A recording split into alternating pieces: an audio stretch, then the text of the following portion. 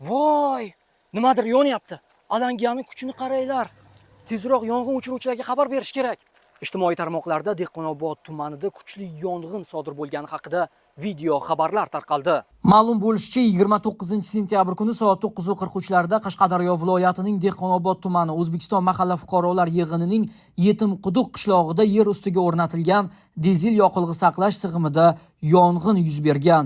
Yer ustida o'rnatilgan dizel yoqilg'isi saqlash sig'imida yong'in sodir bo'lganligi to'g'risida xabar kelib tushgan. Xabarga ko'ra, uchta yong'in qutqaruv bo'linmasi voqea joyiga 9:58 larda yetib borib, yong'inni 10:30 da to'liq o'chirgan. Hozirda mazkur holat yuzasidan dastlabki tergov oldi surishtiruv ishlari olib borilmoqda. Favqulodda vaziyatlar boshqarmasi boshlig'i va tegishli hamkor tashkilot mutasaddi xodimlari voqea joyiga chiqishgan. Hozircha hodisa oqibatida jabrlanganlar bor yoki yo'qligi haqida aniq ma'lumot yo'q. Tergov oldi surishtiruv ishlari natijasiga qarab qo'shimcha xabar berilishi ma'lum qilindi.